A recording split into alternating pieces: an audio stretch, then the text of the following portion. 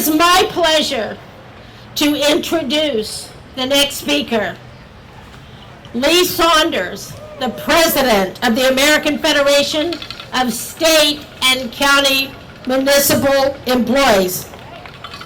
Lee Saunders is a fearless, powerful leader in our labor movement, representing 1.4 million AFSCME leaders.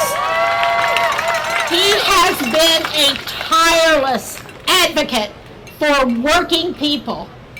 He has served, I can stand up here for 10 minutes and talk about his bio, but just trust me to say he has served in so many union leader capacities, a powerful organizer.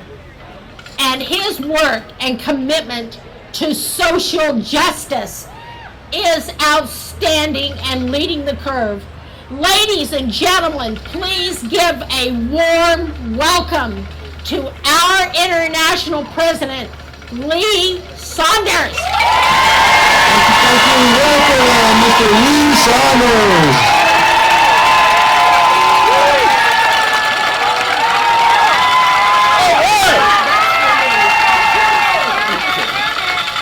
Good afternoon, everybody.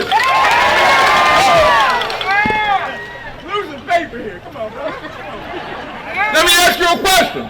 All of you a question. Is labor in the house? I didn't hear you. Is labor in this house?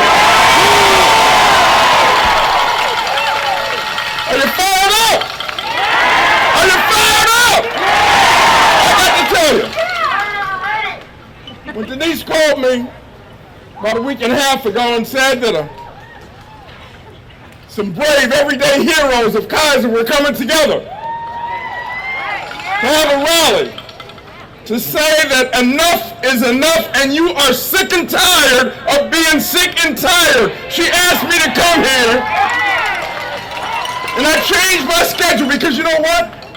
I want to be with all of you heroes. And I want you to know this. We got 200,000 members plus in California, 1.4 million across the country. AFSCME members stand with you in this fight.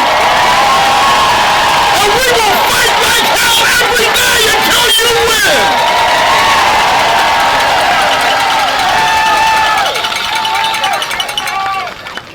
And a lot of our international vice presidents here, Doug Moore and Johanna Hester from United Domestic Workers. They're here. Catherine Lieberger from Local 3299, University of California. Council 36, Council 57. Those AFSCME members supporting your cause. And let me give a shout out to the mighty UNAC. They are here in force with Denise, leading the way. You are a part of this mighty family. You know, I also want to give a shout out, real quick, to the unions that helped put this together. Not only all of you, but you have IATSE who put the stage together. Those are union members that did that. And then you also have Local 858 working in Pasadena. They're an AFSCME local. They clean up and fix up everything when you leave. Give them a round of applause for what they do. Now, I've got to tell you, you know this, being a healthcare worker or a nurse is one of the most difficult jobs imaginable, under any circumstances, even in a normal day, on a normal day in America. But for over the last 20 months, you have been through hell. During this period of turmoil and travail in our country, and trauma, no one has risked more than you. 3,600 healthcare workers died of COVID across the country. It's almost 10 a day. And that is a conservative estimate. The physical and mental toll has been grueling, overwhelming levels of burnout, depression, and PTSD. Let me ask you all something.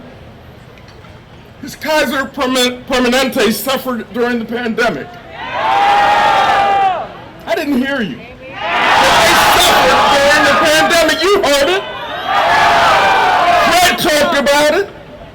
Hal talked about it. The billions of dollars that they are raking in, and they refuse to provide you the necessary support, the necessary wage increases, the necessary benefits. Well, we say enough is enough. We say hell no. We say we aren't taking it anymore.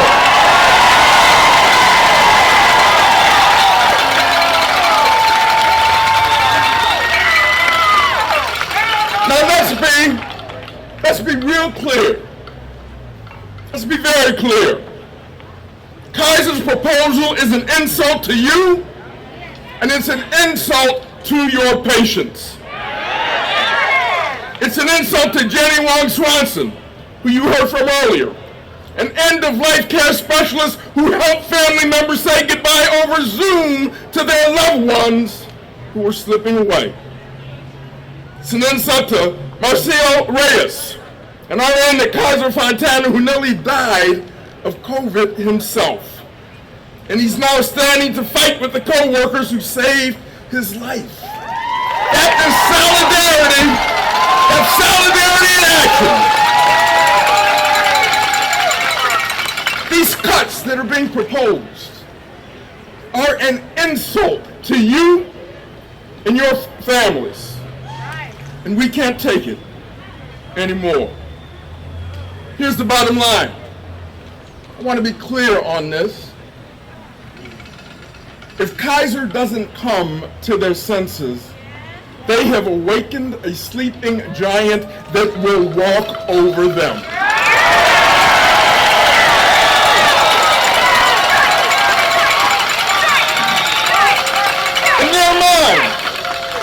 In their minds, it's all about dividing and conquering, driving a wedge between you and pitting worker against worker. We can't let them do this. We've got to fight back and make our voices heard. We've got to organize and mobilize and educate not only our members but our communities, and we've got to fight back and say, hell no, you will not do this to us. We will not let you do this to us. And we've got to take the ultimate decision and walk out and strike. We will strike for our members. We will strike for our patients. You deserve better. You deserve better. And look what's happening, and Fred mentioned this. Look what's happening across the country. But I got good news.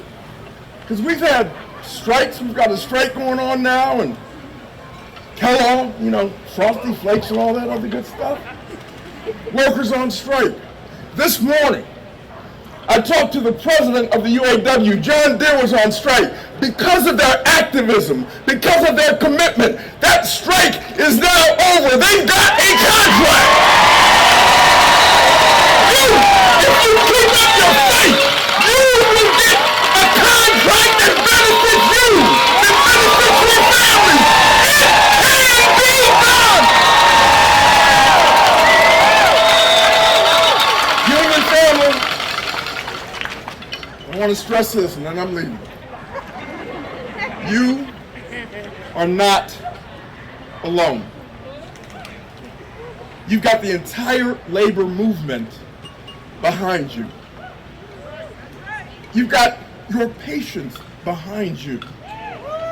You have people who know that it is best to treat workers fairly. They are behind you. You've got to stand tall. You've got to continue to raise your voices as workers are doing all across this country. They call this month Striketober. Striketober. Well, let me tell you something. We're going into November, and we're going to raise some hell, and if we have to do the ultimate thing, we will. We will, you will, and you've got the support of the entire labor movement. Are you ready? Are you ready?